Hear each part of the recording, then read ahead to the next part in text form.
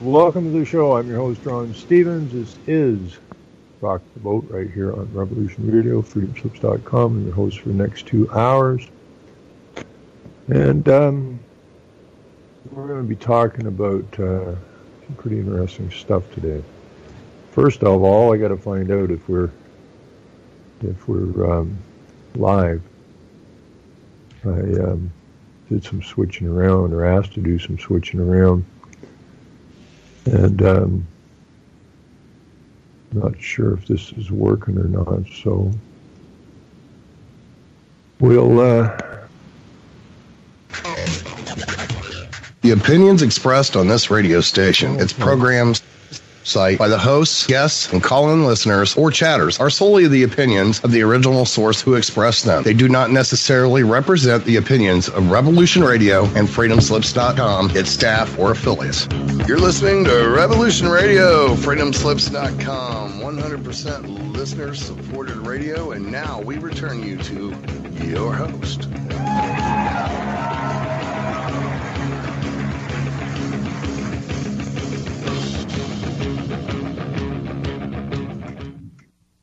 Okay, welcome to the show. I'm your host, Ron Stevens. This is Rock the Boat right here on Revolution Radio, freedomslips.com. And I'm your host for the next 2 hours. And yeah, we did a bit of changing around. I was doing a show on Revolution Radio Saturday night from 10 till midnight. And then they were getting to bed before 3 in the morning and having to do the show on Sunday on UCY.TV. So... and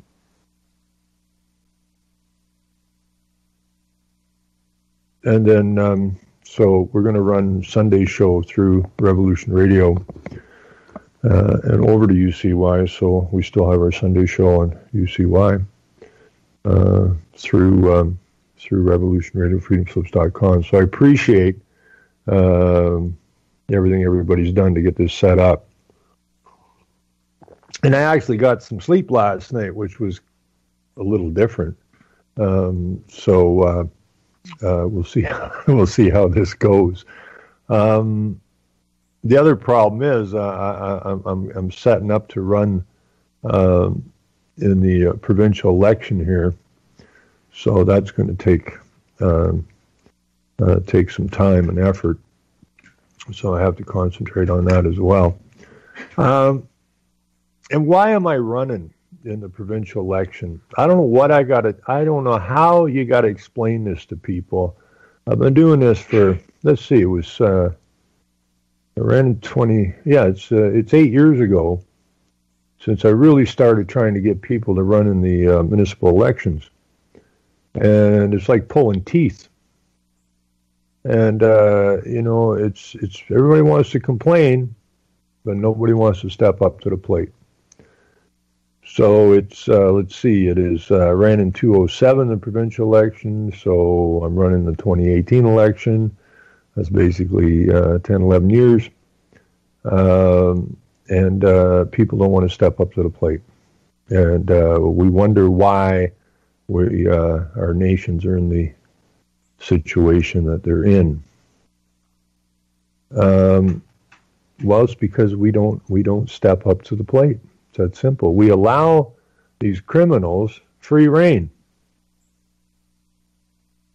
Now, unless you're prepared to walk in and arrest the whole works of them and replace them with you that way, the only other way that you can get control of what's going on is to step up to the plate and become involved in it. Do I want to run in an election? No. Do I want to be a politician? No. Do I care about my nation? Yes. And therefore, you got to step up to the plate. Anyways, it'll be interesting. Now, when I went to get my coffee this morning, this is going to be good because this is just some ammunition, because this actually took place in my electoral district. And I'm not surprised by what I saw. I didn't read the whole article. But I haven't read it all yet, but I've seen enough of it. So this is in my electoral district, And it's going on all over the place. It doesn't matter where you live. I mean, pedophilia is over the top now. I mean, the Vatican Catholic Church, the Catholicism, the UN, and everything connected to these outfits are, people say, well, I'm not religious. Well, tough luck, right? I'm not religious either. I have no use for religion because it's like politics. It's used to divide and conquer the people and screw with their minds. Both the religion and government and schools are lying to you 24/7, as is the media. But this actually happened just down the road from me, which again is in my electoral district. But this is province-wide here in Ontario. Now, the guy who was his name, Levin or whatever it was, who was in charge of the early sex education program, turned out to be a pedophile. Our premier of the province is a lesbian who likes to wear a hijab. These are all very dangerous puppets. They just do what they're told, and because they're surrounded by the people that never leave. Okay, politicians come and go, but the bureaucracy stays in place. And that bureaucracy in 1929 was referred to as the new despotism that was rising, the faceless bureaucrats. And that's exactly what governs us. And they have all the experts who surround the puppet politicians to tell them what they need to do, and they do it because they're really quite stupid people. Anyways, this is the story. Teachers who commit certain forms of sexual abuse allowed to keep their licenses. A gray area in the Protecting Students Act contributes to a system allowing abusive teachers to be transferred between Ontario schools. The provincial government cracked down on a similar loophole for doctors this year. Now, we have some pictures and stuff. I'll stick this in the chats. We have some nice little bureaucrats here. Pictures, and then we have this teacher's picture. And this is a story by Victoria Gibson, staff reporter. Now, I've spoken to the editorial board of the Toronto Star and other papers over the years, and they make no bones about it. They're not there to give you usable information. It's not their job. So they're quite open about that. But people keep going and buying these damn newspapers. And I'm sure at the Timmy Hortons, which I'll get into the protest I saw the other day at our local Tim Hortons, but people will go to Tim Hortons or another coffee shop or just hang out with each other, and they'll have read this, and they'll be disgusted. But then last week they were disgusted by something else, and the week before that they were disgusted by something else, and so on and so forth, which just means that you remain in the audience. You're not active in any of this stuff. You're just reacting, just as an audience reacts when your favorite team scores a goal or a twist in a play you went to, and you all go, oh, that kind of shit. The mass population is nothing more than members of the audience, because you never go any deeper than that. You just react to what you see, hear, and read. You never investigate why this is going on or who's behind it. So you remain ignorant, and ignorance is not bliss. It is dangerous, dangerous, dangerous. Anyway, so we have two names here by Victoria Gibson, staff reporter, and VJOSA, first name, second name, ISAI, another staff reporter. Now, that is not a European name. I have no idea how you would even pronounce that. Anyways, here's the story. The messages came in from her high school teacher sometimes until 2 a.m. I want to see you naked, one read. Please don't leave me. If I lose you, I'll die. This is from a teacher at the Blue Water School Board, which is the south of me in my electoral district. The teacher was Richard S. Buckley. He taught the girl in Ontario's Blue Water District School Board, which is my school board, south of Owen Sound. When her vice principal was tipped off and began to investigate what was going on in the spring of 2014, Buckley contacted the girl in a panic. He was going to kill himself, he told her, according to an agreed statement of facts in his case. He pleaded with her not to tell administrators what happened between them, though Buckley later pleaded guilty to psychological and sexual abuse of his student in a November 2016 disciplinary hearing at the Ontario College of Teachers. His teaching license was not revoked. His teacher's license was not revoked.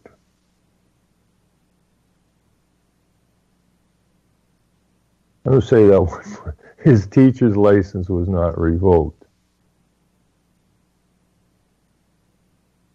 Ontario law doesn't require teachers who have committed certain kinds of sexual abuse to lose their licenses. Now, at the same time, the students, and I had a student on the show, they're not allowed to touch each other in the school. They're not allowed to roughhouse in the school. They're not allowed to be anything but zombies in the school. They have to bow down to this transgendered crap, this LGBT crap. They have to bow down to Black Lives Matter. They got to be careful, idle no more, and so on and so forth. And they have to believe global warming is real. But certain forms of mental and sexual abuse by teachers seems to be okie dokie. Under new legislation in 2016, if a teacher engages in intercourse, masturbation, child pornography, or any of the following contacts, genital to genital, genital to oral, anal to genital, and oral to anal, their license must be revoked. But if a teacher gropes a student, now remember, students aren't allowed to touch each other, but if a teacher gropes a student, touches them in other sexual ways, or makes sexual comments towards a student, their license isn't automatically revoked. Those decisions are made case by case at the discretion of the college, okay? Because it's the teachers, it's a society outside of the norm, just like the Law Society is a separate society outside of our society. But these societies, of which we don't have really any privilege to tell what to do or hold them to account, are the ones that control and rule our lives. This has to be changed. We would never have folks continue teaching when they cross those lines, when they engage in any form of sexual violence or abuse of youth, said Lenore Lukaski, or Kasich, chair of the Ontario Coalition of Rape Crisis Centers. I think it's absolutely okay for us to draw that line. Bill 37, the Protecting Students Act, was implemented in 2016. The bill was criticized at the time by the college for not being tough enough. An ongoing STAR investigation has found that Bill 37 is part of a system that doesn't prevent teachers who've abused their students from moving school to school. In the wake of the STAR's investigation, education critics at Queen's Park are calling on the provincial government to close a legislative loophole. The bill should be strengthened. MPP Peggy Statler, NDP education critic, told the Star very serious and egregious sexual misconduct can take place that doesn't fall into those specific acts and should be grounds for revocation of a license. It is indefensible to have a teacher who has engaged in those kinds of activities with a student in front of a classroom, she said, which is not to say that people don't deserve second chances, but in a different career. Inappropriate messages to the students were not the first time Buckley had been disciplined. At another school in early 2007, Buckley had become infatuated with a female colleague identified as A in a college disciplinary file. They lived near each other and would carpool to work, but after a few months, she told him she no longer wished to keep up the arrangement. A said she turned down his advances, though Buckley continued to call A at her home repeatedly. She told him to stay away from her, but Buckley approached her again on at least one other occasion, the college wrote. On September 11, 2008, A wrote Buckley a letter advising him not to approach her in any way, to stay away from her, according to the college. The next day, Buckley approached her at a staff party, and a verbal altercation ensued where Buckley threw the letter at her. 11 days later, Buckley was charged by police, and in March 2009, a judge found him guilty of criminal harassment. Buckley received a conditional discharge with 12 months probation. He was then transferred by his board to a new school.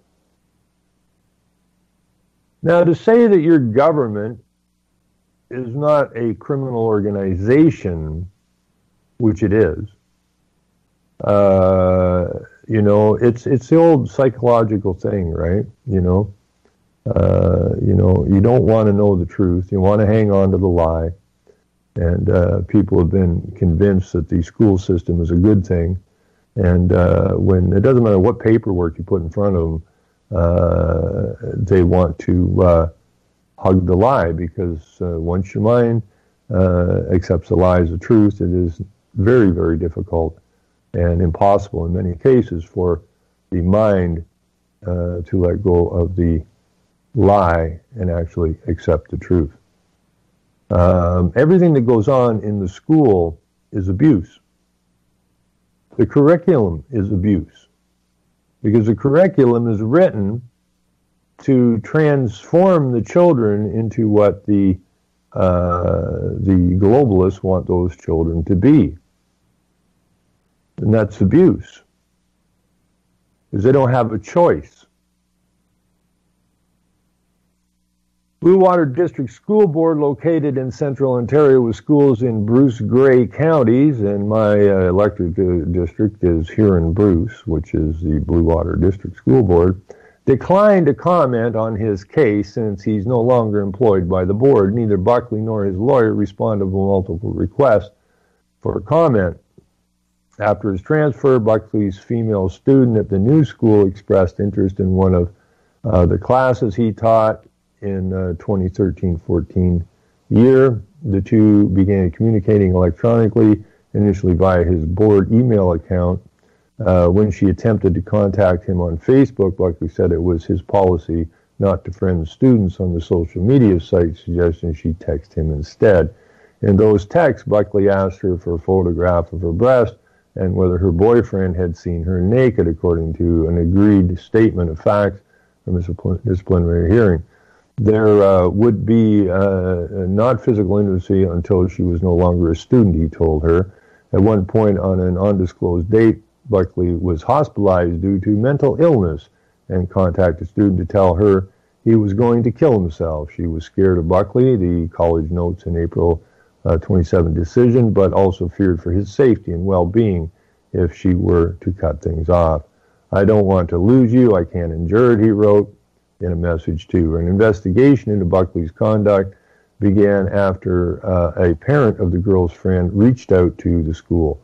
Buckley was fired from Blue Water District in 2014, and in April 2017, he faced the college's disciplinary panel for the second time in a decade. Buckley was found guilty of sexually and psychologically abusing the female student. He was given a 24-month license suspension and coursework. Once those are complete, he'll be back in good standing with the college and be able to resume teaching in Ontario classrooms. The committee would have ordered a revocation rather than a suspension. The disciplinary committee wrote this year, if the committee believed there was no hope for the members' rehabilitation.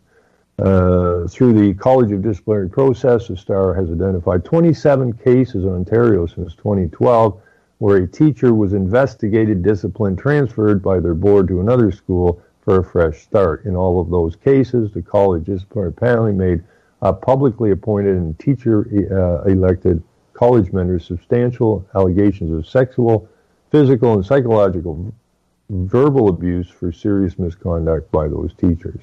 Not all incidents warranting discipline reach the College of Teachers and become public. The college handles cases that are reported to them, whether they by the school board, other teachers, or by a member of the public. Incidents handled by a school board only are kept sealed in human resources files. So if it doesn't get to the disciplinary board and it's handled by your local school, it's like it never happened. They just put it in a little drawer there and say, don't touch that shit. In 9 of the 27 cases identified, the teachers had reoffended at their new school. For these teachers, new principals knew why they were moved, though what's called a disciplinary or administrative transfer, but it's unclear how much of the remaining 23 principals knew. When confronted with the transfer cases, the Star Denver progressive conservative leader and education critic Patrick I Ain't Too Frickin' Bright Brown also called on the provincial government to take action. I'm calling on the government to put measures in place to ensure that this does not happen again, he wrote to the Star in late November. If they refuse, the PC government will do it for them. There is no higher priority for a school system than the safety of our children. This is from Patrick Brown, the leader of the Conservative Party of Ontario, who's a complete dweeb, a complete puppet. This guy bounces from each side of the fence as is required. He has no credibility whatsoever. And, he's talking about the safety of the children, but hey, Patrick Brown's all on side for climate change and sustainability and all the rest of the bullshit that's coming out of the globalist houses. The legislature rose on December 14th. The Liberal government could have their legislative council working on amendment to Bill 37 to be introduced in the spring session, MPP Statler said. I think it could be done fairly quickly, and they've got the research already done. There are volumes and volumes of research. In other words, this problem has been going on for decades and decades and decades, and been covered up in one way or another all of that time. Now, all of a sudden, we need to do something about it. She said, noting that former reviews into teacher misconduct in Ontario, the Robbins Report and the Lesage Report, the provincial government moved to strengthen a similar law for health care professionals last year after Star campaign. An old system automatically revoked licenses for penetration, oral sex, or masturbation between health care professionals like doctors and their patients. Bill 87, named the Protecting Patients Act, made revocation mandatory as well for forms of sexual touching and groping. I was aware of the situation around the physicians and other health care professionals and the changes, but I'd only assumed it would be similar with this college because you can't put sexual violence in such a strict hierarchy, said the Ontario Rape Crisis Center, Claire Lusek. Sexual harassment is dealt with on a case-by-case basis for physicians, license verification, as it is with teachers.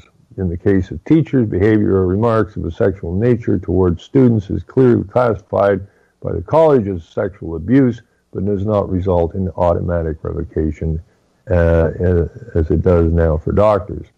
Former Education Minister Mitzi Hunter, now the Minister of Advanced Education and Skills Development, declined to answer the questions asked on whether she felt the Protecting Students Act should be amended, as suggested by Statler, to encompass more forms of sexual abuse. The existing bill strengthened protections for students and improved information. We expect school boards to make students' safety and well-being their top priority, and will continue to work with all of our partners to improve ways to prioritize student safety. In another emailed statement, the ministry highlighted the college's discretion to revoke a teacher's license. There are activities that lead to automatic revocation of a teacher's certificate. However, the college discipline committee is also able to revoke a teacher's certificate or other acts for other acts of sexual abuse or professional misconduct, said a statement sent by spokesman Heather Irwin. Irwin cited the Protected Children's Act, saying any teacher convicted of sexual abuse or misconduct will permanently have that information up on the college's website. It is also important to note that no teacher in Ontario is permitted to teach in a publicly funded school without being a member of the OCT in good standing. When the college has flexibility on disciplinary action, the requirements to return to good standing precedent can sometimes take priority over public interest. Well, yeah, because they're all part of the same club. Okay, the Teachers College, which is basically a society, they protect each other. And they have the right to do so. You, the public, don't have the right to protect yourselves, but they do. And this has got to stop. Anyways, this, I don't know how much longer is this. Oh, I'm just about to the bottom of it here. This is one long-ass story. When the college has flexibility on, in the 2012 disciplinary decision for Anthony John Park, a teacher transferred between schools despite allegations of sexual nature, as examined in the Star's first story in the series, the college's disciplinary committee noted their frustration with the penalty process. Park had been transferred the first time after inappropriate interactions with two female students on a field trip. At his new school, he made continual sexual comments towards his students, including telling a young girl he'd warm her up instead of her going to get a sweater, describing plants in the class in inappropriate sexual ways. A stem is long, sometimes it goes hard, sometimes it's soft, and pointing out to that he could see a girl's underwear. His conduct escalated to such a point that he was fired from the board. Park's counsel said the college's council had submitted a joint statement on what Park's penalty should be, unless a jointly submitted penalty is a severe departure from an appropriate penalty. The college committee is bound to accept it. But the disciplinary committee was worried, especially that the proposed 3-month suspension didn't adequately address Park's repeated pattern of issues. There was no attempt to respond to the concerns of the committee. The decision document says by solely harnessing the committee to an examination of cases and appeals by precedent, counsel for both sides effectively shut down any effort to respond to the current public interest. Park received a 3-month suspension plus coursework. After satisfying those conditions, he too would be in good standing, though Park's license was suspended later that year for non-payment of fees. The committee is truly dismayed, said the decision said. It is hoped that in the future our concerns as guardians of the public trust will be considered, most particularly about the issue of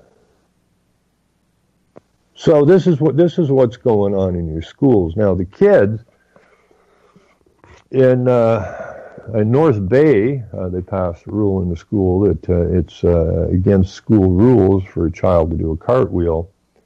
My school down here, the kids can't touch, they can't roughhouse, because I talk to the students when I get a chance, and the grade 9ers and that, and ask them why they're not roughhousing like the guys, and they just tell me, they keep telling me over and over they're not allowed, because if the teachers are watching them even when they're not on the school grounds, that's surveillance, and if they get caught basically having fun, they're told that they will be marked negatively, and it could affect their future career options or choices, and that seems to scare these kids. I don't know why. They're like 14 freaking years old, and you're worried about your future career? Come on, get your shit together. Also at our school here, it's against the law to play baseball now, because the baseball bat has been designated as a weapon. Yet they have these weaponized teachers running around in the schools all over the place. And anytime you hear some numbers about these nefarious actions by teachers, you know that the numbers are way, way, way bigger than what's being reported, because only the worst of the worst will get reported. And you're allowing your children to go to these schools the hell is wrong with you? What is wrong with you? Meanwhile, your teachers, the schools, are teaching your youngest kids to be sexualized at an extremely early age. And the teachers are taking advantage of that. And, there's no other way you can look at this. Toronto, Canada, 120 some languages spoken. We have 2 official languages, English and French, but apparently in Toronto there's over 120 different languages spoken. Most of these people can't even communicate with each other. They can only communicate with their own. So you can only look at Toronto as Babylon, and you can look at the school system, I guess, as Sodom and Gomorrah. You can look at this LBGT movement as Sodom and Gomorrah. You can look at these, the gentleman Yuri Brenanov, or whatever the hell his name was, the Russian KGB guy. He specifically makes statements, never, ever, ever allow a gay to gain any kind of political power, period. And if we look through our system here, it's littered. Because they run on the not moral side of things. Okay? And our system has become completely and totally amoral. Now, does these teachers and that get caught for this nonsense? Do they show any remorse? Absolutely not. They just hang in the system there, and they take some coursework and take a little 3-month suspension, and then they're set loose again. Now, in the old days, back in the day, when men were men, and this came up, this teacher would be tracked down, probably castrated, because nobody back in the day would put up with somebody abusing the children in the school. Nobody. But now you can't you go, well, we went to the school board and they told us basically to, take a hike. And that goes back to that new despotism. And these clowns are doing whatever the hell they want, and they're destroying lives. You wonder why.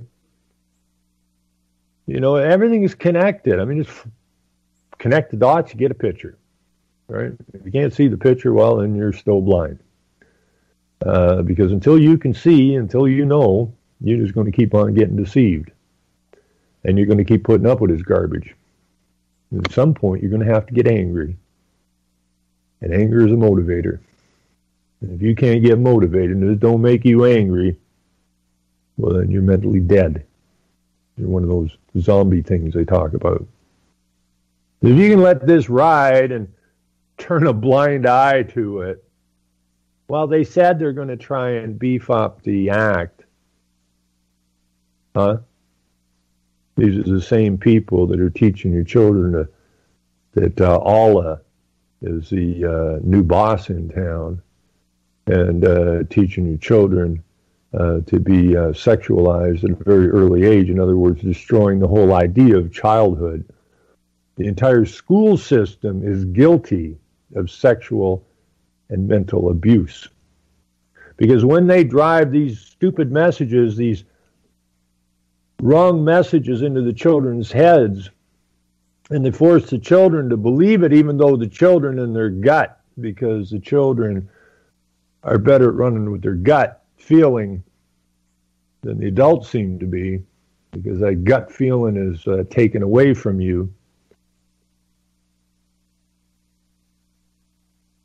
And you wonder why you read in the papers and hear on the media that this exponential rise of mental health problems in the youth exists. Well, it ain't by chance, it's by design. Because they don't ever want these children to wake up. And they are beginning to wake. That's the beauty of it. So now what we're going to do is we're going to offer free drugs from 0 to 23, I think it is, or 25, whatever it is, 23, 25, so that the mental health outfits can get a hold of these kids who are suffering from anxiety. And why are they anxious? Well, because they're being lied to 24/7. They're being manipulated 24/7. They're being sexualized 24/7. They're having this Islam nonsense rammed down their throats, and so on and so forth. Can't touch each other. They can't horse around. Can't do a cartwheel. Can't have a game of baseball. No wonder why these children are suffering from anxieties. Well, these are instilled anxieties by design, on purpose. And now they're going to build a huge new bureaucracy, new despotism, to further screw with your children and say that they're there to help when they're there to harm, and fill your kids, get them hooked on psychotropic, or whatever that word is, psycho drugs, and destroy them and get them hooked. And then the older folks will pass away who didn't stand up when they should have stood up, and the younger people would be lost. And then Islam will become the world law and religion.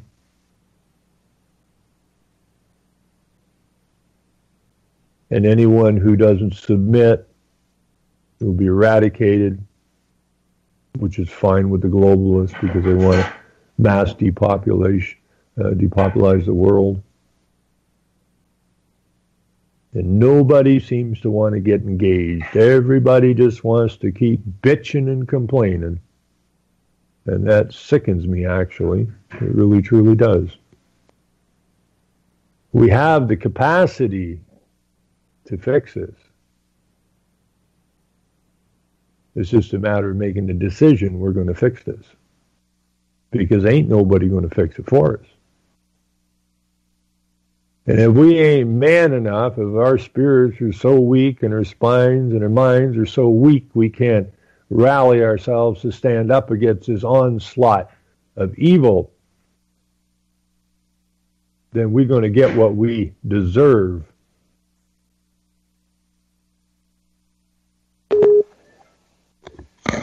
Hello, are you a teacher? I would like to be. Why? They would throw you out in a second. You would tell the children the truth. No, my friend, can never be a teacher. Well, I'd like to be a sex ed teacher. Why is that? Well, I mean, when I was younger, we had a lot of white people that should have been breeding more. Oh, that, yeah. And, so I could have explained why we don't need immigrants. We need to procreate for ourselves. But anyways, I want to be the first to say hello to you on your new time slot. Well, I mean, this is my time slot on Sunday here, but it's a new time slot for Revolution Radio. And yes. I was having a heart attack because Willow from she's quite good, and I'd made up a new logo, and we agreed that we could get rid of the Saturday night show and just move it over to Sunday, so we hook up with the UCY time slot. And but when awesome. Well, yeah, but then when I looked at it last night, I thought, oh, good. Or a friend of mine called and said, oh, a nice logo, right? What are you talking about? I said, he's known to put your logo on that in there. Oh, really? So I looked at it. I said, oh, hot damn. So I was all good to go. And then I looked at it later and I thought, wait, that's the wrong time slot. Right? It's plugged in from 2 to 4. And I'm going, oh no, now what? So when I checked this morning, it was still at the 2 to 4 slot. So about, I don't know, 15 minutes before air, I'm sweating this out pretty bad. And got a hold of another gentleman that's an administrator of Revolution Radio, and sent what I'd sent to Willow, and he sent back. He said, no, Hawk says you're set, ready to go, right? So I still don't know if I'm in the right time slot or not, but we're on air, so that's a good thing. Well, you were on air. You were on air before the intro.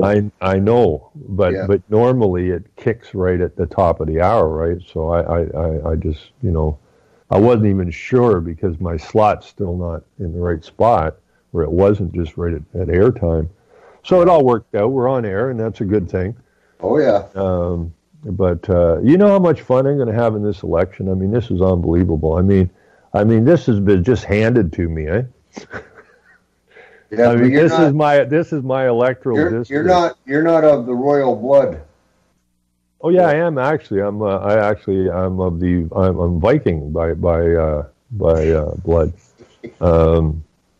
My name comes from William the Conqueror's head captain or whatever it is. That's the origin of my name. Oh, I hope you didn't send some DNA in.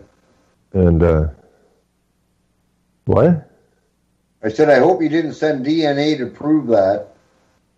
They'll steal it on you, and they'll sell it. Well, you know, but I mean, we're at war, and we got to act like we're at war. And you know, this election for me is take no prisoners. These people are going to take a real good slap in the head, not physically but mentally. When we get this election going, I can't wait. I mean, I just can't wait for the first all candidates meeting, and I'm just licking my chops for that one, because I know how stupid these politicians are. I mean, these people are dumber than a box of rocks, and they have no capacity to get into it with me. And yeah, there's going to be some pretty nervous stuff going on. And it'll be fun. You know, when my MPP finds out that I'm running, well, she's probably going to get diarrhea. But she's a fat little thing, eh? And I'm going to ask her if she really believes she's sustainable, because obviously you're consuming more food than is required, than is adequate, according to the United Nations Human Rights of adequacy. And, you know, other people probably aren't eating, but you are quite chubby. So you might want to think about making yourself sustainable. I'm going to have a lot of fun with these people. A lot of fun. The teacher, the Liberal candidate is a teacher and a first-term counselor in Saugeen Shores, which is just north of me here, which is in our electrical district. And so I have fun with him. So, you know, you're a teacher. Yeah, I am. So you lying to the children. What? Because he ain't going to be a bright bulb either. And you notice that when you look at these municipal councils and that, if you look at the number of teachers they're involved in this, I mean, if you can get someone to spew lies to the students your entire career, then you're a perfect match to push the other agendas forward, because you're proving you're stupid. And you're proving all we got to do is stroke your ego a little bit, make you feel important, and then they put it up in front of the public, who's equally stupid, and says, oh, well, this teacher has, you know, a great career. It was a teacher. Oh, well, then we should vote them in. It's really ill. What we need is more construction workers in government. Well, Ron, like I was explaining in chat a little bit earlier, when I was in high school, there was a teacher. His name is Mr. McNaughton. I can't remember how to spell it exactly, so I tried to. I want him known, eh? I used to watch him, and I was young and dumb then, but he was taking all the 16-year-old girls, and he was taking them home, and he was screwing them. And then when they got to be 17, 18, he didn't like them. He preferred 16-year-old girls. Yeah. And he would dump them, and I would walk down the hallway, like the main hallway, and watch a bunch of girls boo-hooing and crying because they're just kids, right? Right. Oh, he dumped me. He dumped me for somebody else. He'd screw them and then dump them and screw them and dump them. He did this. I was in high school for 9, 10, 11, half of 12. So almost 4 years before I quit. I had enough. But this guy was a friggin' sexual predator, a child predator, in my opinion. Well, there is. And I hated that. I was on the basketball team, and I called him out on that. I said, "You're a predator." And I didn't know nothing then. I said, "You're a predator." And he said, "Well, I'm not happy with your performance." He said, "I'm going to have to kick you off the team." I said, "Whatever." Yeah, I know. I mean, this is this. But the point being is the school allowed him to get away with that. He was a person in a position of power. This is the whole problem. And all of these things are created outside of really the government. They're all basically arm's length outfits. And, the teachers police the teachers. Excuse me? The police police the police. Excuse me? Right? So these people have their own little disciplinary outfits, right? They're not hauled before the courts, right? It takes a lot to get a cop in front of a court, and it takes a lot to get a teacher in front of a court. It takes a lot to get a lawyer in front of a court, because they're all separate entities, right? And they're all given authority. They're all given power. And they abuse that power to the absolute limits, because they know if they do get caught, it goes to an in-house disciplinary situation of which they're all involved in, and they don't want a bad name, so they cover this crap up. It's only in the worst of worst cases that it ever gets brought out into the open. So, like I said, whatever the number is, it's way, way higher than what's being reported, because most of it is dealt with in-house, under the table, and hidden. And hidden is occult, right? And this is not a good system we got going here. It's been promoted to us as a good system, but it's exactly the opposite as everything else is. When they say it's good, it's bad. If they say it's the truth, it's a lie. And so on and so forth. So we gotta get this. We gotta rock the boat. Got to get the boat flipped right side up again, and we're going to do it. We're going to do it. Anyways, I had to phone the what do you call it? The Ontario Elections Office Friday because there were some questions of what I can and can't do. Like, I thought once I was a candidate, I could just go and start, looking for donations for signage and brochures and expenses and all that kind of stuff. Apparently, I can't do that. I can't do that till the writ, which is probably going to be the beginning of May. And I'm thinking, well, how the hell am I supposed to do this? And so I phoned the Libertarian office, and they said, well, you can't spend any money. You can't have any expenses until the writ.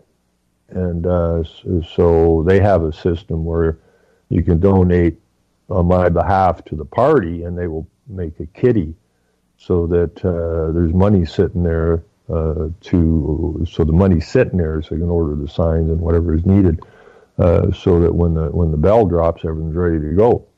But we had the idea that you can't spend any money. So, my questions was, well, can I put a website up? Can I put a Facebook up? Can I say just my name as a candidate? Or can I say vote or elect? What are the rules? Accordingly, if I'm a teacher, well, there are no rules, but as a candidate, I guess I have some rules. But so I phoned to get some clarification on some of this stuff to the elections office, and the first girl that answered the phone, I could barely understand her because she doesn't speak much English, or English with such a heavy accent that it's difficult. So then she transferred me to somebody she thought I was looking for, and I got another woman who I couldn't barely, I had to really tune in to understand what the hell she was on about, because she obviously wasn't a European Canadian either. And then they transferred me to another guy who was actually helpful, Bahad, which is a nice, Bahad is a nice European name, very, very heavy accent, Middle Eastern, but he says, well, you can't spend any money. And I said, I know, but that's the point. I can put up a website and then cost me nothing. He says, well, yeah, because you got to get a domain name. I said, no, I don't. Right? I said, I don't need a domain name to put a website up because it's not particularly looking for a website. It's looking for keywords. I said, I'll get a domain name after the writ goes, but I don't have to spend a nickel to get a website up now. So there's no expenditure. Same as Facebook is free. There's no expenditure. So he said, Jesus, can I call you back? So he actually got back to me, which is pretty odd for a government agency, but he got back to me. Then he said, I can't, as long as you're not spending any money. And I said, well, what about the question of what I can say? Right? And I tell people to vote for me or elect me, or do I just have to refer to myself as a candidate? And he says, well, the act isn't specific. So you're saying I can do what I want to do, as long as I don't spend any money. So he was rather helpful. So that's a good thing. So now I just got to get a few more names and then get the paperwork in, and then I'm going to crack the websites. And just got it straight. You're not allowed to officially start your campaign until a month before the election, or? Well, no, this was the question, right? I says because the Liberal candidate north of me started campaigning, I think it was January the 7th or something, and he says he's out knocking doors. Now that's campaigning. And he says, yeah, but, and I said, you don't knock doors with a flyer or a brochure in your hand. You don't do that. So he's out there campaigning. And he says, yeah, but he can't make any expenditures. So that means that he can't go and print flyers saying vote for whatever his name is on it, because that's an expenditure which you can't make until the writ dropped. So I got a question for you. No, but so I just want to finish this. So he's basically saying, he said, I said, but when I was talking to the other party I was going to run for, they said that generic stuff. So this guy can be out with generic Liberal flyers, pushing the Liberal platform, the election platform, but not pushing himself, so to speak. Because he didn't pay for those brochures or flyers, therefore he can use them. And he said, yeah. And I talked that over with the Libertarian Party, and they said, yeah, you can use generic flyers, which is just basically informing people of where the website is for Libertarian or whatever party, and putting the platform out, or where to get the platform. So that you can do. So they're going to get me some generic stuff, I guess, because this is a big district. This is going to be tough. So I'm going to have to try to roast up some volunteers or whatever. Who do you got for a big city? I got a bigger question than that, but who do you got? City? Who's your big city that you're like in your district? Like you got Kincardine, which isn't big, but you're running provincially. What's the biggest city around you? We don't have any cities. So you're running. The biggest town around me would probably be Goderich, I guess, which is where the school board is at. It's probably. But you're running provincially. You've got to have at least one major city, do you not? No, it's all electoral districts. I'm in rural Ontario. Yeah, but you're running. So my town is about 7,500 Like I've got Kingston and the Islands here. The place that the Liberal candidate's from is about 7,000. Oh hell, music. That means we're going for a break. That means everything's okay. And so this is Rock the Boat right here.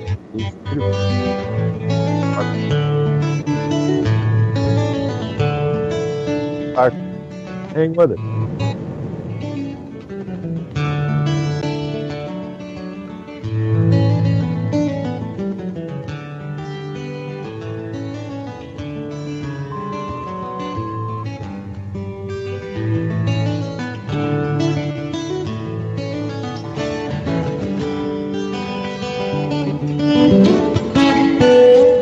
Revolution Radio at freedomslips.com, and we'll be right back after this message.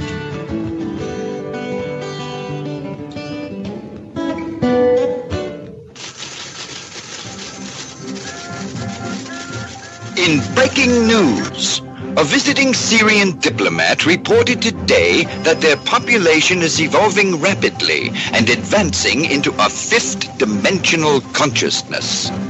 They are seeking peace with all cosmic cultures, which may mean that the Earth will be asked to join the prestigious Galactic Federation of Light Alliances. Please join Debbie West and Michael Hathaway on Lost Knowledge, Saturdays, 3 p.m. Eastern Standard Time in Studio A, for the latest breaking news on the Star Visitors' peaceful contact and the ongoing project of cleansing the Earth. Who are you? I am the architect. I created the Matrix. I've been waiting for you. Why am I here? You are the eventuality of an anomaly which, despite my sincerest efforts, I have been unable to eliminate from what is otherwise a harmony of mathematical precision, which has led you inexorably here. You haven't answered my question. The Matrix is older than you know, as you are undoubtedly gathering. The anomaly is systemic, creating fluctuations in even the most simplistic equation. Choice. The problem is choice. Right here at Revolution Radio, freedomslips.com. Be here Wednesday evening at 8 p.m. Eastern Time for Private Eye Matrix Revealed with Monique Lassonde.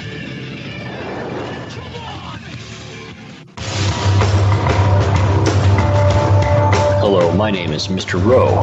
I am the host of Reality Extraction on Revolution Radio at freedomslips.com. I utilize logic, intellect, and magic to methodically autonomize, vivisect, analyze, examine, study, scrutinize, and extract an essence of reality from a fog of illusion and confusion. You can find me on Studio B every Thursday at 1700 hours Pacific Time. That's 8 p.m. Eastern. No topic taboo, no subject too strange. I strive to take a neutral standpoint during the dissection of the topic at hand. That's Reality Extraction with Mr. Rowe on Revolution Radio.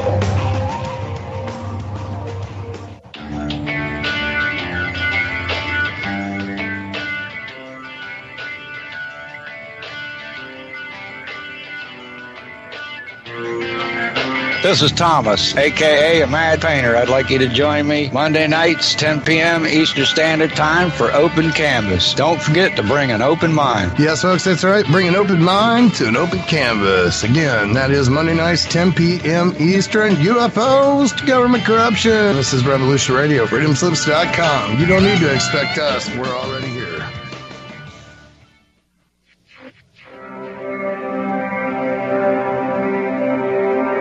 Most guys freeze. That's your cerebral cortex looking for an answer it doesn't have. See? Even your brain knows you're screwed. God is filling with adrenaline right now, whether you know it or not. Your heart's beating fast. It's getting a little harder to breathe. Your neurobiological system is telling it to run, but your knees are too weak to move. Fear is not real. The only place that fear can exist is in our thoughts of the future. It is a product of our imagination, causing us to fear things that do not at present and may not ever exist. That is near insanity. Do not misunderstand me. Danger is very real, but fear is a choice. We are all telling ourselves a story. You're listening to Revolution Radio at freedomslips.com. 100% listener-supported radio. Reporting the danger. Unafraid. Right here, where information never sleeps. Revolution Radio.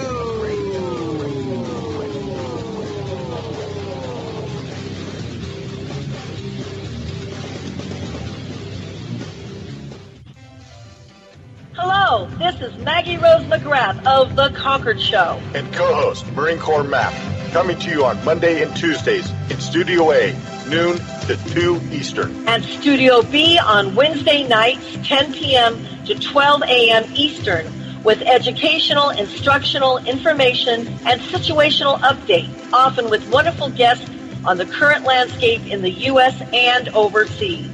This is a go. We are with you, side to side, and back to back. Please join us on Monday through Wednesdays, as well as other hosts and guests here on Revolution Radio. We're not gonna take it anymore. That's right, we're not gonna take it anymore. We said we're not gonna take it anymore. That's right, we're not gonna take it anymore. The opinions expressed on this radio station, its programs, and its website by the hosts, guests, and call-in listeners or chatters are solely the opinions of the original source who expressed them. They do not necessarily represent the opinions of Revolution Radio and freedomslips.com, its staff, or affiliates. You're listening to Revolution Radio, freedomslips.com, 100% listener-supported radio, and now we return you to your host.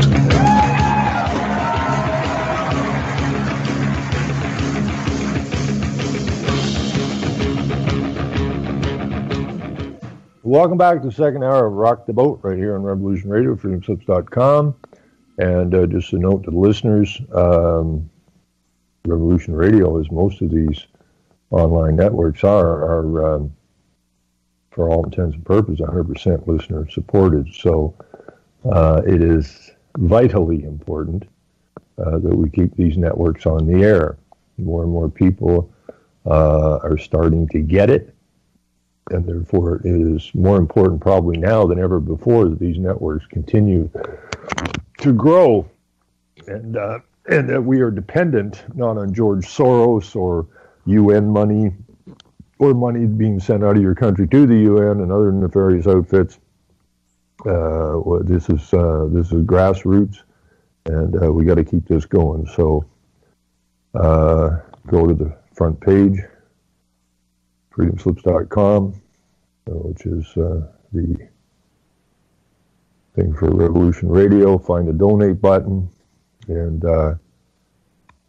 this is money that you would take out of your pocket that has a positive outcome to it versus the money that the government takes out of your pocket, which is always has a negative outcome. So let's get on the positive side of this and get this done. Anyways, I'm going to try, I was talking to the head office of the Libertarian Party the other day, and what I'm going to try to do here over the next while is I'm going to try and get Alan Small, one of the founders and presidents of the Libertarian Party of Ontario on, and hopefully some of the other candidates And interestingly, I was looking through their stuff, and I see that Karen Selleck was one of the founding members of the Libertarian Party, which kind of threw me for a minute, because I met Karen Selleck a few times, and she is a constitutional lawyer who her and several other lawyers did a lot of pro bono work for Michael Schmidt, the raw milk farmer here in Ontario, who's been battling this so-called government for 24 years. So this could be interesting. I want to try and get Karen on the show and see what her take is on this mess that we find ourselves in. Anyways, Christopher, don't you think it's kind of odd that when we had Christian on the show, your son, that he got dragged into the principal's office for flicking a ladybug at somebody, and he says they can't touch each other in the schools and so on and so forth, and yet you have these pedophile teachers running around all the way back to when you were in school, which was probably about 1912, right? The whole system's sick, is it not? Well, it's we used to. Well, I didn't personally. You call me a liar if you wish, but I witnessed the boys being thrown in lockers and being locked up, and that was tough school, man. I mean, you had to be tough not to be one of the guys thrown in the locker and locked up. Well, there wasn't. And that's just the kind of stuff that boys did. But that's what boys do. A lot of the guys that had that happen to them, they're tougher today because of it. Well, this is the whole point. I had a friend who, because I was both sides. I didn't find any. I found academics, or you want to call it, extremely boring and simple, and so I ended up tutoring some of the smartest kids in the class, and I could go out of there and get into a scrap out in the schoolyard, lickety split. I had no problem with either side. But I had a friend who was being bullied in school, and I told him, why you put up with that shit? Right? Why you put up with that? Well, they're wearing leather jackets and chains and stuff, and, well, your daddy was in the war, right? Like, why are you such a wuss? So he went to go to the bathroom, and these guys with the leather jackets on, I hung out with, and I seen one of them go in, who was kind of the head honcho of the leather boys, and but my buddy was a really solid kid, right? I mean, he wasn't some little weak, he was a solid kid, but mentally he was weak, right? And so when the leather went into the washroom after my friend went into the washroom, I'm thinking, okay, how's this going to work out? He's either going to lay down, or at some point he's got to stand up. So when my buddy finally came out, and they're both my friends. I mean, I got along with all these people. When he came out, but I don't like anybody being bullied. Well, it's not that you're being bullied. It's like you said, Chris. Bullying tends to make people stronger, not weaker, right? Because at some point you got to stand your ground. And so I told them lots of times, like next time they come at you, you go at them. Now, you may take a beating, okay? But they'll never bully you again, okay? Because now they respect you for standing up, okay? They respect you for standing up. They're only picking on you because you won't stand up. So when he came out, I said, how's everything going? And he said, well, he came in and he started picking on me. And, well, you told me that even if I take a beating, it's better than laying down.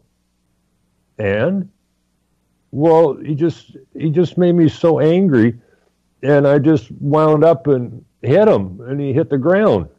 Bingo, right? And that was the end of that.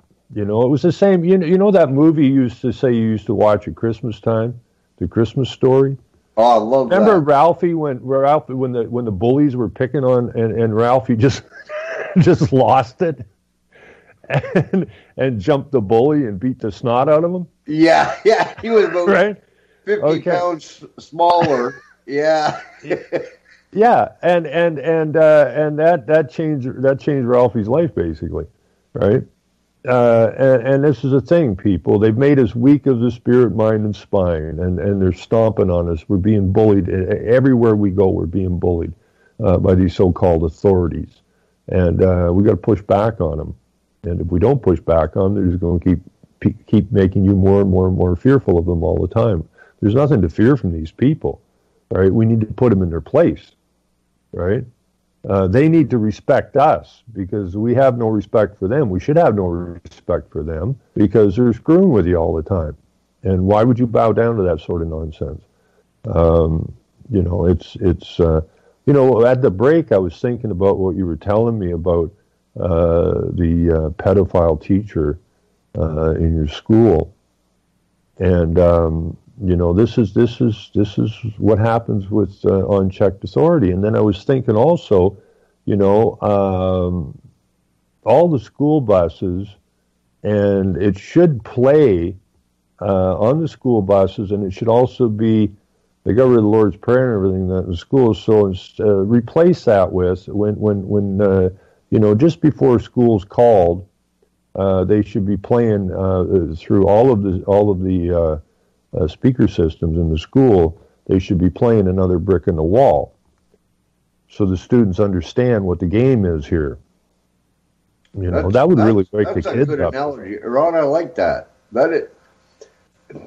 When Pink Floyd first came out with that album, I just thought, okay, that's new age. I'm not into that. But the more I listened to it, the more I got it, and I went, you know what? That is the God's honest truth. You're just another brick in the wall. I mean, as old as it sounds now, it's the truth. They make the curriculum. They make the curriculum so that you are the useful idiots that implement their agendas through the curriculum you were taught in school, which just makes you another brick in the wall. We are building our own enslavement, right? We're building our own prison. And if the kids, I don't think there's a better time to be playing that song than now. It may wake the kids up, right? So, you thought I was just out enjoying the smoke, right? I was still thinking. There's, so I don't know. Were you asking me a question? Am I asking you a question? I wasn't out having a smoke. I was. You blaming me for something I didn't do? No. I just said when I was out, when you said that brick in the wall stuff, and that, when I was out having my smoke, okay. I was still thinking. I wasn't just sitting there empty-headed having my smoke going, man, this is nice. I was rolling over what you were talking about and that. And that's when that brick in the wall hit me in the head, right? It was actually a brilliant song. Let me ask you something that hit you in the head harder, because I don't even know the answer to this because I've never researched it. But they have the, when you think you vote, and I got this from some heavy boys before your show, but they got an electoral college in the United States, and they decide who you vote for. Right. So you don't really vote; you vote for who they decide you vote for. And you got one of their two candidates. Well, that's the same thing. What is our equivalent in Canada? Well, it's identical. Right. We don't have what's the name of it? We don't have a thing called the Electoral College. Okay, but the fact of the matter is that you vote for parties. Okay, you don't pick the party members. The party picks the party members. You don't pick your candidate. Yeah, well, do we have a college? What? No, but it's basically the same thing. We got Wynne and Trudeau. Wynne, you know as well as I do, would never have gotten elected in a million years, and that's provincially. Right. And then you've got Trudeau 2, like Bush 2. Right. He would never have gotten elected had we actually had a true vote and had real people to vote. Well, this is what I'm saying, but it's not. Who in their right mind would have picked Trudeau to lead this country? Nobody. But the people didn't have an option. They didn't have anything to do with Trudeau. The party picked Trudeau to be the leader. So okay, so like right? I just want to clarify. So you're not. People. You never vote. Run. Yeah. I just want to clarify this for people that may not understand. The Electoral College decides the two people you're going to vote for when you're in a United States election for the President of the United States. The third parties are kind of fluffed off, and it's been proven. Yeah, now, in Canada, you're suggesting we have the same thing, but it ends up. They have two parties in the United States, but it's the Electoral College that gives you your two options. Right. So that's the first line of corruptness right there. Right. What is it in Canada? Who is it in Canada? It's not the parties. If it was the parties, it's not the same. It is, because it's the party who decides who's going to be the presidential candidate. Okay? Well, that's voted on by members of the party. Exactly, and the same thing goes on here. Okay? Trudeau. Here it is. In the States, it's an electoral college. Well, what exactly is an electoral college? It's the ones that decide who you're going to vote for. Exactly. Candidate A or candidate B. Right, and the same thing goes on here. When you vote for the Liberals, you were voting for the party, but if the party wins, the leader of the party has already been selected. Nobody here votes for the leader of the party. Nobody down there votes for the leader of the party except the college. They decide who's going to be the candidate. The party here decides who's going to be the candidate, so you vote for the party. You vote. So here in my electoral district, we have a candidate for the Conservatives, which is the Republicans, and the Liberals, which is the Democrats, and the NDP, which is basically the Marxist Democrats. So the party, again, picks those candidates. Okay? That's who picks those candidates. Right? They have their in-house vote of their party members. And they decide who is going to be the candidate. But you didn't select the candidate. So the one you vote for, okay, you're not even really voting for who you think you're voting for. You're voting for the party. The party picks the leaders. So Kathleen Wynne was picked by the party to lead the Liberals Party of Ontario. Nobody votes for Wynne except for those in her electoral district. Okay? Because that's the only place she's running. She only runs the same as Trudeau. He ran in his electoral district. Now, it doesn't matter if he wins or he doesn't win his seat, because he's already been picked as the leader. Now, if he, and this happened in the past, the leader doesn't get elected by he doesn't win his seat or her seat, but he's still the leader of the province or the country, because he's the leader. The party was elected, which means it doesn't matter if the leader doesn't get any votes in his own electoral district. He could be slammed, and he's still the leader. That makes him the head of the government. Now, once this is all taken place, then one of the members that did get elected will step aside, and then the party leader will take that position.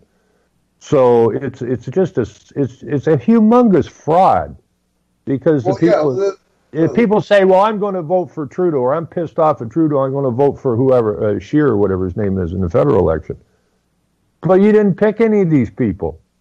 And there's nowhere on there does that guy's name show up except in the electoral district of where he lives. Well, when you go to vote, you don't see a thing there that says Trudeau or Scheer or Wynne or Brown provincially. They don't exist. The names that you're voting for are the ones the party picked in your electoral district. You're never voting for the leader of the party. Who are You're these never group of voting. people? That's my question.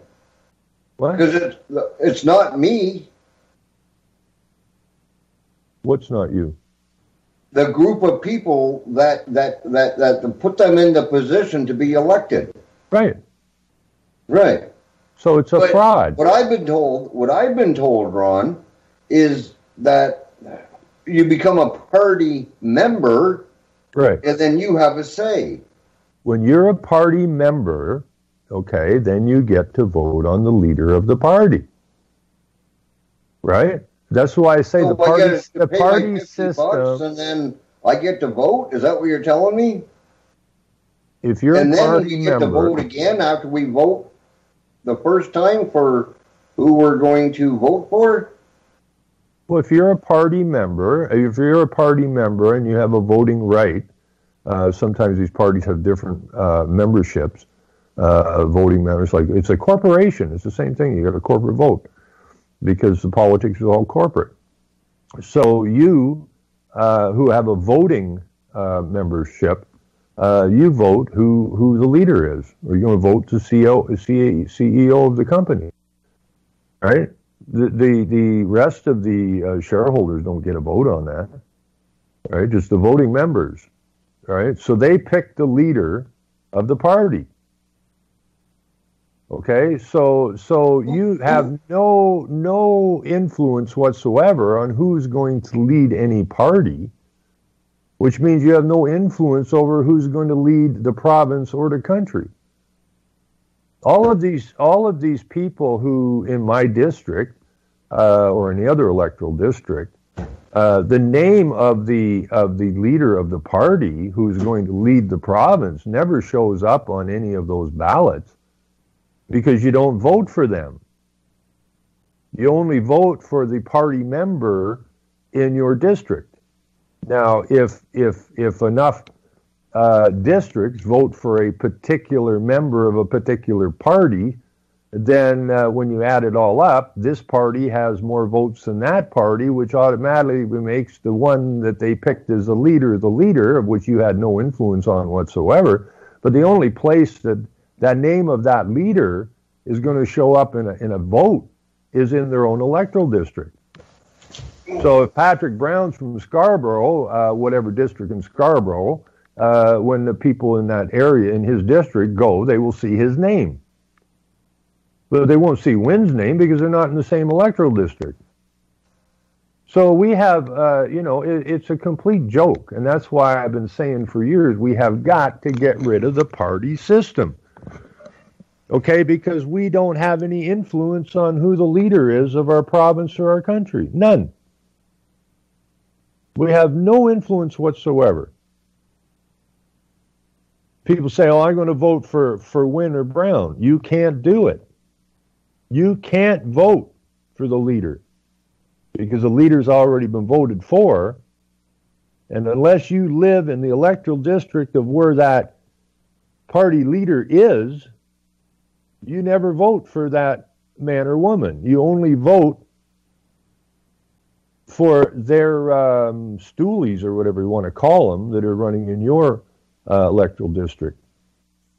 And so you vote, the people say, well, I'm sick of Wynne. We'll vote for conservatives. Okay, well, you're voting for a conservative member in your district. You're not voting for the leader. You're voting, and they add up all these votes. So the conservatives won more districts, and therefore now Patrick Brown would be the leader of the province. But the point is that all of these people, I forget how many electoral districts there are in Ontario, 180 or 320 or some ridiculous number.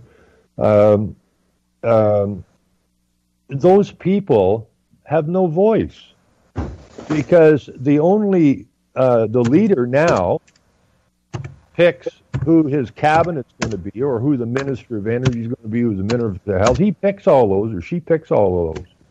And if you voted for someone in your district that doesn't end up in that cabinet, they got no voice. They're just the little puppets. And when the leader tells them, or the Minister of Health tells them, we're going to ramp up assisted suicide or child porn or whatever it is, then the member you voted for will just implement the agenda, and you have no say on anything. None. It's dictatorship. Okay. With the guys that you were involved in it, but you're not involved in it because this is their club, and like George Carlin said, it's a big club, and you and I are not in the big club. Okay, they give you the idea you have a choice. You have no choice. The party system was set up specifically to divide and conquer the people, and that's exactly all it's been doing. And now, finally, the upside of this is finally, after all this corruption ever since the beginning of this nonsense, you talk to people now, you say, who are you going to vote for? I ain't voting. Why not? Why? Doesn't matter who you vote for, you get the same garbage. And that's a positive. That's really positive. That means, but it's not good that people just say, well, I'm not going to vote anymore. Because if the Europeans are fed up with the system and they're not going to vote anymore, then you know that all of these immigrants they're bringing in are going to vote. Okay? And we know what the agenda is. So white boys got to get back to the polls. But most people know nothing whatsoever about politics. I've done it over and over the years. Go to a poll and ask people, what party they're voting for. And some will say, oh, that's private, whatever. And then I would ask them, so, okay, forget all that. And a lot of times when I ask people who you voting for, they say, well, I'm voting conservative or liberal or NDP, whatever. And they say, why is that? Well, our family's always been conservative. That's a reason that you're voting conservative? And then I ask them, well, what are the issues that you're interested in? And I always get the same answer. Issues? What issues? I'm just here to do my duty. So you know nothing about politics, you know nothing about the party you were voting for, you know nothing about nothing. You're just going to come here, spend a half an hour, drive from your house to the poll, walk in, put your check mark on something, or your X, whatever, and then go home and just remain ignorant for the next 4 years, and then come back and do it again. This is the big problem here. The people in the West, especially in Canada, are basically completely politically illiterate. They just don't want to know anything. And they were trained that way. You don't talk about two things, politics and religion. Okay? And what are the two things that have been deceiving people all along? Religion and politics. So it's almost like religion and politics is almost set up like M103. Okay, you're not allowed to say anything about it, and we bow down to this because we're told not to talk about it, not to discuss it. You sit down with somebody for a coffee and try to bring up politics or religion. Oh, I don't want to talk about any of that stuff. Right? It's almost instantaneous. And now they're just bringing M103. It's just the same thing as anti-Semitism. And for people that don't realize it, before Islamophobia, if you go to etymology, there was another word that was put forward long before Islamophobia, and it was called Judeophobia, which is the anti-Semitic nonsense. Okay, which means that you can't discuss Judaism, and now you can't discuss Islam, and you've been taught not to discuss politics, you've been taught not to discuss religion. So we have basically consented to duct taping our own faces while they go about their merry way doing their business, which is destroying our nation. So, but the illiteracy in politics in this country is just it's amazing, you know. It's but that's how they were taught. Don't discuss it. So they don't discuss it. And then they ramp up this nonsense before an election, and people are pissed off about this or that or the other thing. And then, they make a decision on basically nothing about what they're going to vote for or what party they're going to vote for, or they like the way this candidate in their electoral district, this is where it really gets stupid in the electoral districts, he's a teacher, so he must care, or I like the way she dresses, or, she helped with the food bank. All this nonsense has nothing whatsoever to do with the game. Just this soft shoe shit that people get caught up in. It's the same. I mean, I love my mom, but and she's no different than 99.9% of the population. She had a particular tennis player that she really liked, Federer or whatever the hell his name was, and really loved this guy. And this other player she really disliked. And I asked her, I says, well, you like this guy? Oh, yeah. Well, have you had, lunch with him or met his family or, what is it you know about this guy? Well, nothing. And the other one you dislike because he said something while you were having dinner or the way he treats his family or something, and you dislike him because of that. Well, she has no connection to these people whatsoever, and nor does the voter with the candidate have any connection to them. It's just whatever they suck up. Oh, I really like this one. I really hate that one. Well, you know them? No. And how can you make a decision like this? You can't. And this is how bad things have gotten. People are making decisions with no backup to make a decision. No knowledge, no nothing. Just because I like this one better than that one. But the one you like may turn out to be a real prick, and the one you dislike might be the nicest guy or gal you would ever meet in your life. It's all about perception, right? Or as the co-founder of Greenpeace says, it doesn't matter what is true, it only matters what people believe is true. So if people believe the lie, that's good for us, right?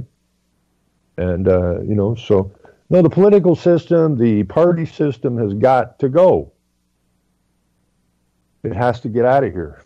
We got to get back to you elect who you want in your district. No party. Well, I'll tell you, Ron. You find your most competent man or woman that you feel confident in, that can bring and do the best for your community to the table.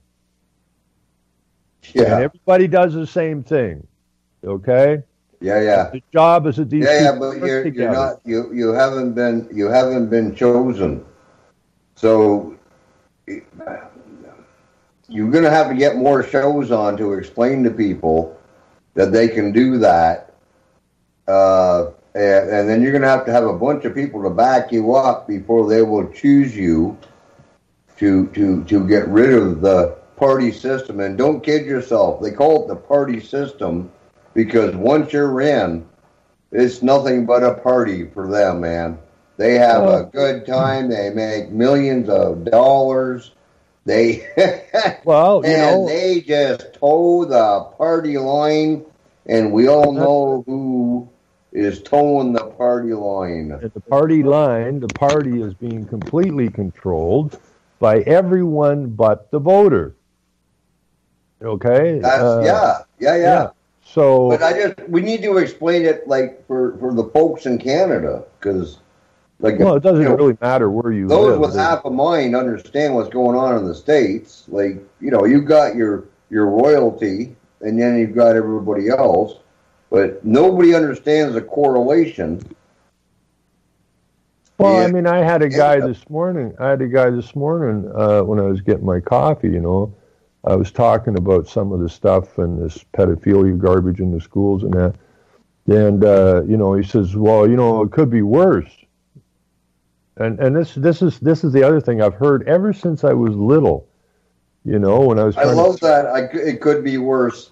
Yeah, that's good. That's the best. Based on what? Well, you know, we could have Trump. He says to me, and I go, "What's Trump got to do with here?" Well, if he shuts down the NAFTA, we're going to be in serious trouble. And I says, well, we're in serious trouble as it is because it doesn't matter about NAFTA.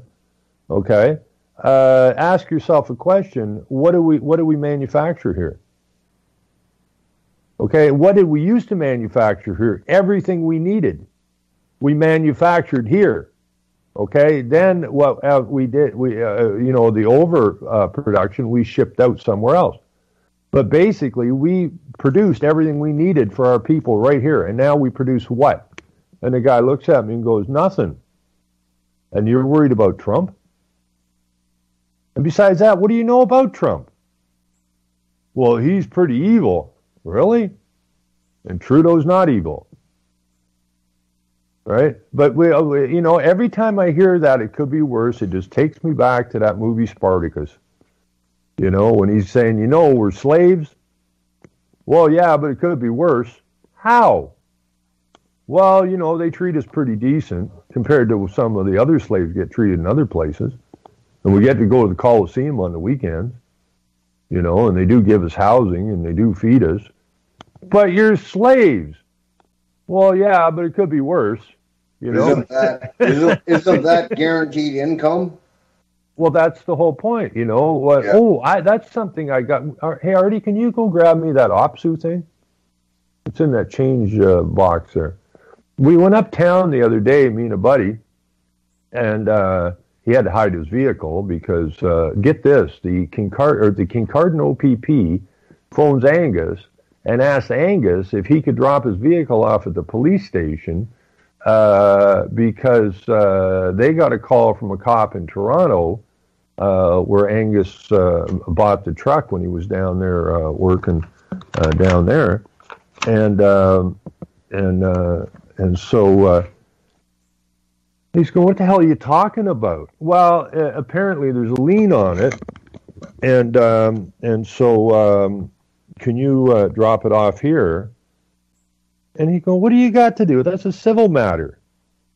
So apparently what happened was that he bought a truck, and the company or that financed it or whatever never put a lien on it.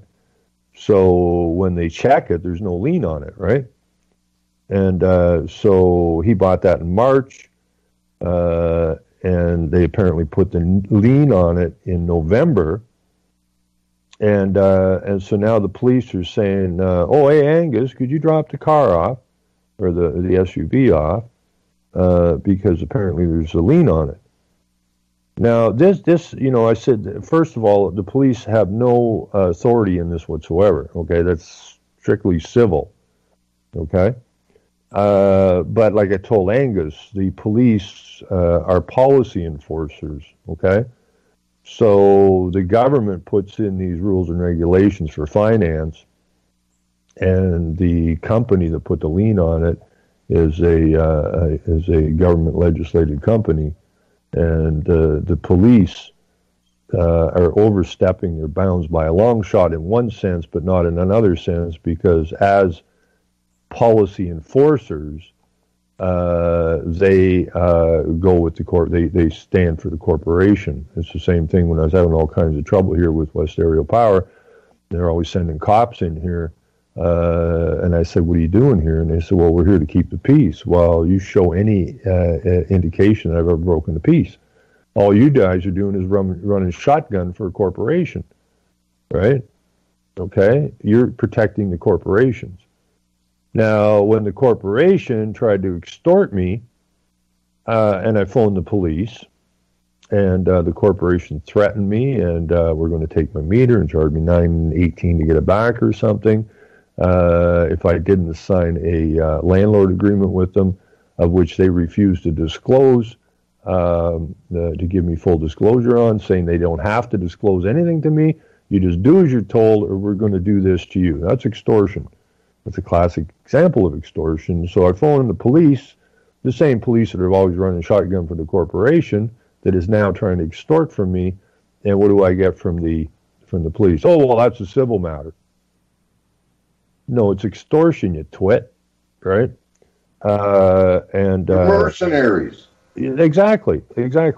So anyways, Tim Horton's getting all this flack, and Wynne, the Premier of Ontario, the lesbian scary woman who likes to hang out in pride parades with the Prime Minister of the country,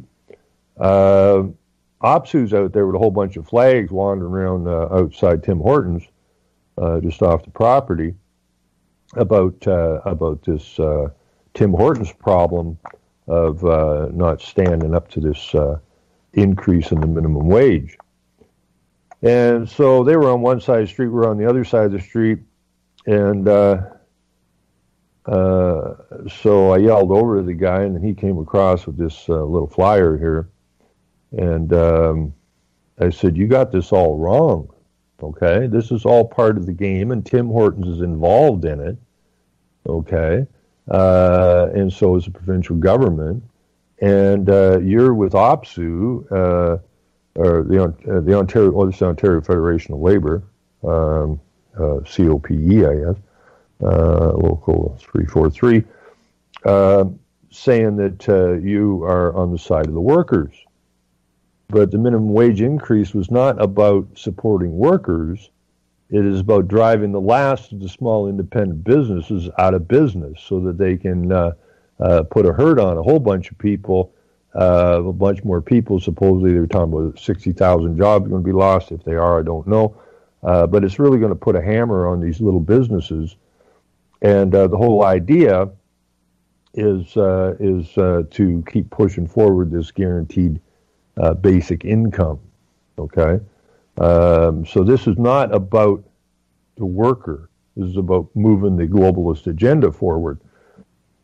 So, and I told the guys, I said, like, the Ontario Federation of Labor is up to their ass in this globalist agendas. I mean, just take your union, and I don't care what union you're involved in, you can tag it over to the UN somewhere. Okay, your leadership, just like the leadership of the country and the leadership of this province, or the leadership of your state, they're all implementing these globalist agendas. So you think that what these guys are doing is a good thing because they're standing up for the little guy. It's not the program at all, right? Not even close. So they go on with this thing. When Ontario's minimum wage increased to $14 an hour, Tim Hortons immediately began to eliminate workers' paid breaks, reduce access to basic drug and dental benefits, eliminate uniform and drink allowances, and even cut employees' hours of work. This is outrageous, coming from a wildly profitable multinational corporation. Now, that's the important part. Tim Hortons is involved in up to its ass in the UN agendas. Okay, now, well, I went there a bunch of years ago and haven't been to a Tim Hortons since. I refused to give them a nickel. And they had their Earth Day or Earth Hour poster on the window. And when I went to their website and got digging around the back end of it, I found their green pages. And in there I found David Suzuki and a bunch of other people. And in particular, this woman who lives in the town north of me, who was personally trained by Al Gore, and she was running around showing the film in all the theaters around here, The Inconvenient Truth. And so when I ran into this and all that, I phoned Tim Hortons' head office, and I said, you're involved in some very nefarious nonsense here. And no, we're not. Well, yeah, you are. I mean, let's go look at this green crap of yours, right? Which is a total fraud. And you've got the fraudsters in here, and you're promoting the fraudsters. Well, not really. We didn't write any of that stuff. Well, it's linked to here, and the only people that could link it to Tim Hortons' website are the people in Tim Hortons. So you're not part of any solution. You're not pro-Canadian. You're pro-internationalism. And they are now a multinationalist company. And what does what did Rockefeller say? Isn't something has to replace government, and isn't business the obvious entity to do it? And that's the whole plan. Even though your government is a corporate entity, it's too messy to control everything, right? They have to play this weird game. So the idea is that the multinational corporations become your government, so to speak, which is exactly what's going on right in front of our eyes today. What our forefathers and we built is being sold off at a quicker and quicker rate all the time, and to the multinationals. So your water will be controlled by the multinationals, your energy by the multinationals, your healthcare by the multinationals, and once they get control of all of this stuff, they are going to do to you what you are not going to be happy about. But because it's multinationals, it's all going to fall under international law. So we will have no control over our own law because all of this is international, and the whole plan is to take control of every aspect of your life and all of the resources in your country, and they will divvy out to you what they feel is adequate, and so it will get very, very ugly. So for this union to be puking this nonsense that they are pretending that they are pro-worker and anti Tim Hortons, is to say that they are on the side of the Liberal Party, which is really stupid.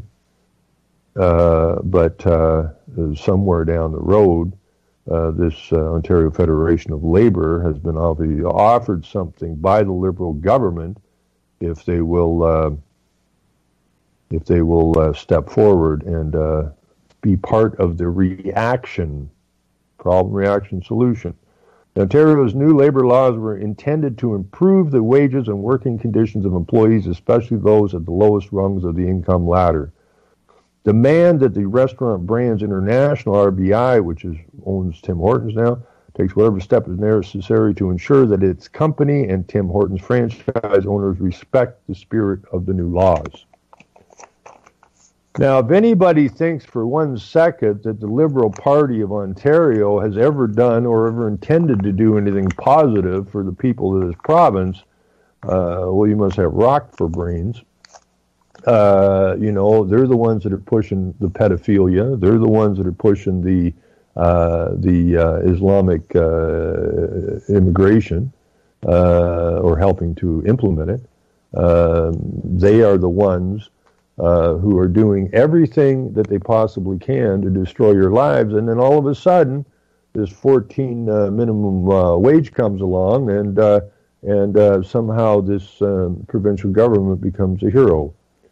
And I'm going to have fun with the Liberal candidate because he's pushing the minimum wage increase as a positive, and he's also pushing the free drugs from children from 0 to 23 or 25, whatever it is,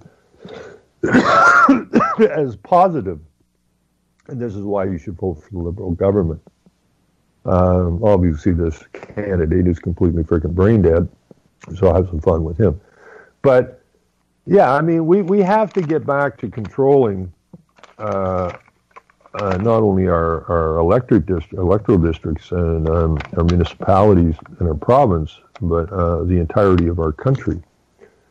And the political system has to be changed. Now, I'm kind of happy. I'll go over some of the. I don't have time today. I don't think. No, I don't. I'm going to go over some of the platform of the Libertarian Party here in Ontario. And a lot of it I agree with. Some of it a little bit iffy on, but it's overall 100% better. It's about you having more responsibility for yourselves. Like if you want to crawl up a ladder and you don't tie it off and it's really windy, or you got one leg on the ground and the other one 6 inches off the ground, and that would just mean you're stupid, And if you fall off the ladder, well, that's your problem because you are in charge of your safety. This is the kind of stuff that I do like from the Libertarian Party, is that we need to become responsible. And once we decide we become responsible, then we begin to get stronger, okay? And we don't have these pencil necks chasing us around all over the place telling us how to do what, when, and just give us money. You have to take a course. You have to take a course, another course, another course, another course, another course, which just builds a bureaucracy larger and larger and larger, and keeps taking money, your labor, out of your pocket, right? Like when you're up on a ladder, doing whatever it is you're on the ladder doing, you're doing that for cost labor, and you know, you're the one up there doing the work, and then some dickweed comes along and tells you, well, you got to come down and take a course and pay us X amount. And once you take the course and pass the course, then you're giving us the okay to come around and irritate you anytime we want. That is a part of the eraser of the Libertarian Party. Cut this crap out, right? So we'll go over the Libertarian Party platform as we go along here, and I'm going to try and get the Alan Small, the party leader. And like when I was talking to libertarians, you know, I'm going like, I don't really look at this as so much a party, and I don't think we ought to promote it as a party, even though it is a party. I think what we ought to promote it is what it really is. The grassroots of the Libertarian Party is basically people who get it. Okay, they get what's wrong with the so-called party system. They get what that has done to get us to where we are. And so I don't really want to look, I'm not going to promote the Libertarian Party as a Libertarian as a party per se. I'm just going to promote it as a group of people that have done a lot of research and get what's right and get what's wrong. And these are the dedicated people. These are the people that are showing a respect for their forefathers, that are showing a duty to their children, grandchildren, and those not yet born. These are the people who get it and give a damn, right? So it's not your so-called run-of-the-mill big 2-3 party system, okay? These are people that get it and give a damn, and they're going to do everything in their power to get people woke up to the point where we can do the necessary steps, and that's start removing these bricks in the wall, okay, so that we can leave our cage, so to speak, and go out and enjoy our lives again, and get back to law and freedom. So that's, Ron, it's I asked you this question. I don't think it was on air, but I asked you about when I was young and dumb. I was a member of the Canadian Action Party. Yeah, they asked and I felt they were doing the same thing that you're talking about. Come to find out that Connie Fogel is a communist. Her husband was a devout communist. Yeah. And so I, after listening to your show, see, this is where you woke me up. After listening to you for a while, I come to figure out that I've been lied to my whole life. Well, that's the start point. That's the start point everybody has to use. So what's to say that this new Libertarian Party isn't going to end up being something similar? Something similar? To the Canadian Action Party. Well, the Canadian Action Party, I was asked to run for them, and when I called Connie, and as soon as I, called her and we got talking and I'd been to the site. Oh, and she's a lawyer, by the way. Yeah, but she was promoting, or when I got into their site, and they said some decent stuff in there, but then when I ran into David Suzuki, and the Council of Canadians, I think it was, or something, perked my ears up. So I called her and asked her, like, how in the hell can you say that you give a shit about Canada, excuse my language, and the Canadian people, and be promoting David Suzuki and climate change and sustainability, all this garbage. How you knew that? And her answer to me was that, well, most of the people like Suzuki and believe him, and most of the people think global warming is real. So we'll just run with this, and then once we get some power, then we'll explain to them that it's he's not a good guy, and this climate change is not real. So what you're doing is you're prepared to lie to the people to get a vote. I don't think I need anything to do with you folks, right? Good point. Good point. So, it's no. I mean, I was going to run originally. I was going to run as an independent, and once I've met Karen Selleck a few times, and she's also a lawyer, and but she seems thoroughly disgusted. And the other lawyer that did some work. Question everything. Okay, we're out of time. Intelligent Everybody. That radio was for really fast. intelligent Thank you, people. Chris. I really enjoyed UCY.tv. So we're out of time. We'll be back Tuesday night right here.